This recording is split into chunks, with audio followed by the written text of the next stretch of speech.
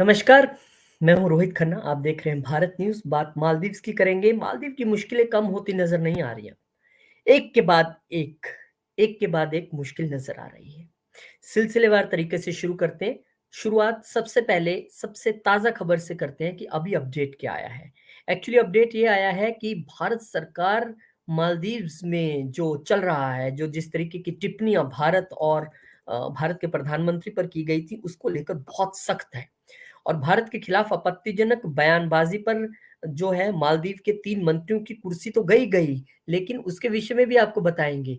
अब वहाँ के जो अ, हाई कमिश्नर हैं, उनको भी तलब कर लिया गया है। तो कुल मिला के यहाँ पर जो उच्चायुक्त हैं, उनको तलब किया गया है और पूरी खबर आपको बताते हैं। देखिए, प्रधानमंत्री नरेंद्र मोदी पर आपत्तिजनक बयान को लेकर जारी विवाद के बीच भारत ने अब सोमवार को यानी कि आज मालदीव के उच्चायुक्त इब्राहिम शाहिब को तलब किया है।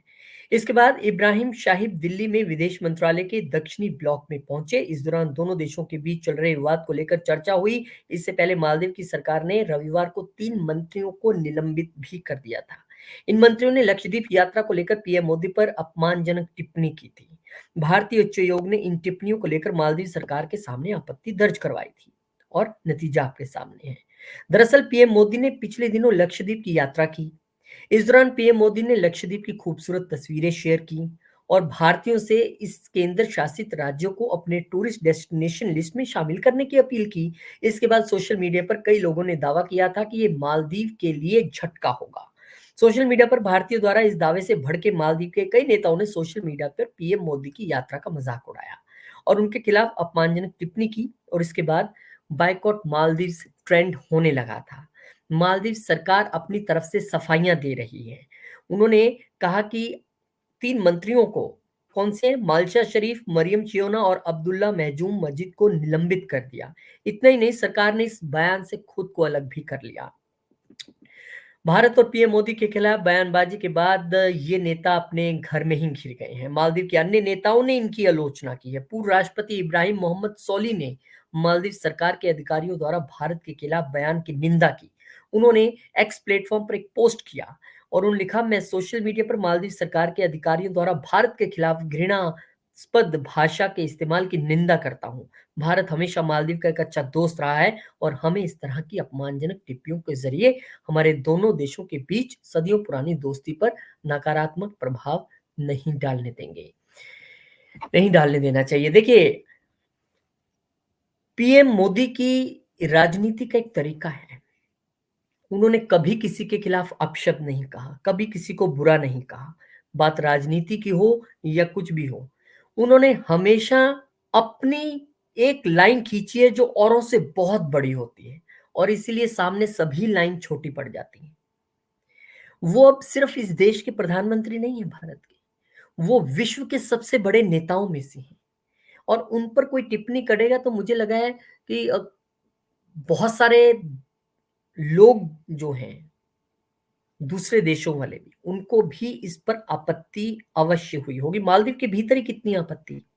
और फिर भारत में तो लोगों का जुड़ाव किस तरीके से पीएम मोदी से है वो आपने देखा कि फिल्म स्टार अक्षय कुमार हो, सलमान खान हो या सचिन तेंदुलकर क्रिकेटर हो, कोई भी लोग हों, हार्दिक पांड्या हो, सुरेश रैना हो, सबने खुलकर पहले ही दिन जब इस तरह की टिप्पणी भारत के खिलाफ हुई तो उन्होंने इस पर ना सिर्फ ट्वीट किया और बल्कि इसकी निंदा भी की, जिस तरह की भाषा का इस्तेमाल हुआ।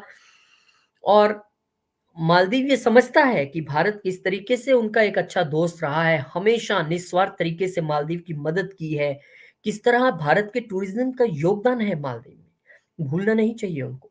लेकिन अब वो मुश्किल में है क्योंकि लोग गुस्से में हैं। हैशटैग मालदीव को जो रोकने की अपनी यात्राएं लोगों ने शुरू की हैं। अब माना जा रहा है कि बहुत सारी होटल बुकिंग्स कैंसिल हो रही हैं और आगे भी हो सकती हैं। अब इस तरीके के चीजें ऐसे नहीं है कि हवा में हो रही हैं। आप समझिए, भारत और भारतीय लोगों को समझना बहुत ज़रूरी है। हम 142 करोड़ दिखने में एक नंबर ज़रूर हो सकता है, लेकिन हम एक हैं। हमारे देश के प्रधानमंत्री की तरफ कोई देखेगा भी, उनके प्रति कोई एक शब्द या हमारे देश के प्रति एक शब्द बोलेगा भी, तो हम सब एक कतार में खड़े हैं। सब राष्ट्रवादी हैं और जो सभी सेलिब्रिटीज ने भी जिक्र किया कि हम सब देशों का सम्मान करते हैं, हम उनकी संस्कृति का सम्मान करते हैं, लेकिन हम चाहते हैं कि हमारे देश, हमारे नेताओं का और हमारी संस्कृति का भी सम्मान हो, अपमान नहीं। अगर होगा तो हमें बायकॉट मालदीव करने में कोई प्रॉब्लम नहीं है। हो रहा है, सब भारतीय कर रहे हैं। और जिस तरीके से अभी एक खबर और सामने आई जो मैंने देखी, बड़ी हैरानी होगी आपको ये जानकर कि किस तरह से लोग अब इतने गुस्से में हैं। ईज माई ट्रिप का नाम तो आपने सुना होगा। इजी माई ट्रिप ने एक बड़ा कदम उठाया, उन्होंने सभी मालदीव फ्लाइट्स की बुकिंग को निलंबित कर दिया है। एक भारतीय ऑनलाइन ट्रैवल कंपनी है, अब उनके लिए तो फायदा ही फायदा है बुकिंग करना, लेकिन उन्होंने अपने फायदे को नहीं देखा और उन्होंने पीएम मोदी की लक्षद्वीप की यात्रा को लेकर मालदीव के कुछ मंत्रियों की ओर से की गई अपमानजनक टिप्पणियों के बाद ये कदम उठाया है। भारत के समर्थन में खड़े होकर भारतीय ऑनलाइन ट्रैवल कंपनी के को फाउंडर और मुख्य कार्यकारी अधिकारी सीओ निशांत पिट्टी ने सोशल मीडिया एक्स पर पोस्ट करते हुए कहा कि हमारे राष्ट्र के साथ एकजुटता में एक इजी माई ट्रिप ने मालदीव की सभी उड़ानों की बुकिंग को निलंबित कर दिया है। Online travel solution provider EaseMyTrip ने चलो लक्षद्वीप अभियान शुरू किया है। ईज माई ट्रिप का मुख्यालय दिल्ली में है और उनकी स्थापना 2008 में हुई थी। भारत और मालदीव के बीच विवाद अब लगातार बढ़ता जा रहा है। मालदीव बैकफुट पे है, गलती का एहसास हो गया है, क्योंकि उनको पता है कि अगर भारत ने बायकॉट किया तो फिर उनके टूरिज्म की कमर टूट जाएगी और उसके बाद उनका क्या होगा ये तो भगवान ही जानता है। लेकिन भारत, फिर वही कहूंगा, सभी देशों का सम्मान करते हैं, हम सभी संस्कृतियों का सम्मान करते हैं, किसी को नुकसान पहुंचाना हमारा बिल्कुल मकसद नहीं है। लेकिन अगर हमारे देश के खिलाफ, हमारे प्रधानमंत्री के खिलाफ गलत शब्दों का इस्तेमाल होगा तो भारत नहीं सहेगा। एक एक भारतीय इसके लिए खड़ा है और खड़ा रहेगा, क्योंकि ये हमारा फर्ज है राष्ट्र के लिए खड़ा होना। ये भी सभी सेलिब्रिटीज भी कर रहे हैं, यही देश के आम लोग भी कर रहे हैं और यही बिजनेसमैन जिसको फायदा हो सकता था मालदीव के ट्रिप्स लेके, उसने बुकिंग्स रोककर ये बता दिया है कि देश से ऊपर कुछ नहीं है, नेशन फर्स्ट। और अब मंत्रियों को सस्पेंड करना और फिर मालदीव के भीतर से ही मालदीव के खिलाफ आवाज उठना, ये अपने आप में ये बताता है कि वो कितना गलत काम उन्होंने किया। और अब उनके उच्चायुक्त को तलब भी किया गया, अपनी पूरी आपत्ति भारत ने दर्ज कराई है। आपका झुकाव किसी भी देश के प्रति हो, लेकिन आपको ये देखना चाहिए कि पूर्व में किस कौन सा देश आपके लिए सबसे ज्यादा फायदेमंद रहा है, कौन आपके साथ निस्वार्थ तरीके से खड़ा रहा है, किसने आपकी कोविड के टाइम में भी लगातार मदद की है। और आप उन्हीं को अगर इस तरह के शब्दों का इस्तेमाल करेंगे तो फिर देश नहीं सहता है और सहना भी नहीं चाहिए। हमारे देश में एक से एक खूबसूरत बीचेस हैं, जगहें हैं। आप बताइए, आप गिनते चले जाइए। लक्षद्वीप का जिक्र प्रधानमंत्री ने किया, देख के सबकी आंखें खुल गई, लगा कि कोई इंटरनेशनल टूरिस्ट डेस्टिनेशन है, वो हमारा ही देश है। दमन दीव, पोर्ट ब्लेयर आप चले जाइए, इतने खूबसूरत बीचेस हैं, कोई उसका सानी नहीं है। गोवा, पूरे वर्ल्ड के लोग वहां पर घूमने आते हैं, क्या बीचेस है वहां पर। और इस तरह से मुझे लगता है कि मालदीव के कुछ जो ये तथाकथित मंत्री अभी निलंबित भी हुए हैं, इन्होंने आग में घी डालने की कोशिश की। प्रधानमंत्री ने या हमारे देशवासियों ने कुछ नहीं बोला मालदीव के खिलाफ। वो तो लक्षद्वीप गए, उन्होंने वहां का सुंदर बीच दिखाया। वो देश के प्रधानमंत्री हैं, उन्होंने कहा कि सभी लोगों को आना चाहिए। तो इसमें किसी के पेट में क्या दर्द हुई भाई? हम जाएंगे, हमारा देश है घूमने, प्रधानमंत्री ने वहां पर इतनी सुंदर चीज को एक्सप्लोर किया है, हम सम्मान करते हैं। उन्होंने कहीं किसी देश का नाम लेके जिक्र तो नहीं किया, फिर क्यों पेट में दर्द हुई? इसीलिए हुई क्योंकि आपको डर सताने लगा कि कहीं लोग लक्षद्वीप चले गए तो फिर मालदीव कौन आएगा। ऐसा नहीं होना चाहिए था, लेकिन अब ऐसा हो गया है तो अब लोग लक्षद्वीप जा रहे हैं। लगातार गूगल पे, यूट्यूब पे, सभी प्लेटफॉर्म्स पे एक ही चीज ट्रेंड कर रही है, चलो लक्षद्वीप, लक्षद्वीप घूम के आना है।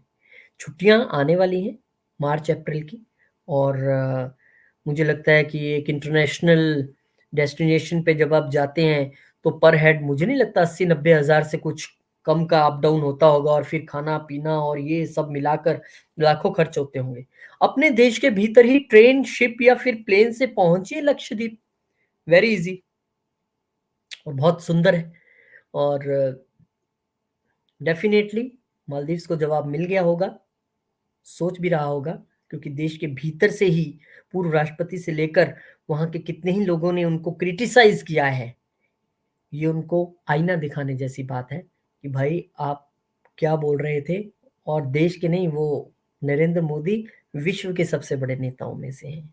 तो सोच समझ के। बहुत-बहुत शुक्रिया, धन्यवाद सभी भारतीयों से एक ही निवेदन कि हमें दूसरे की संस्कृति का सम्मान करते हुए अपनी संस्कृति आगे बढ़ानी है, जो हम हमेशा से करते आए हैं और यही हमें करना भी है और पीएम मोदी ने जैसे कहा कि एक बार तो लक्षद्वीप ज़रूर जाइए, तो ज़रूर जाइए।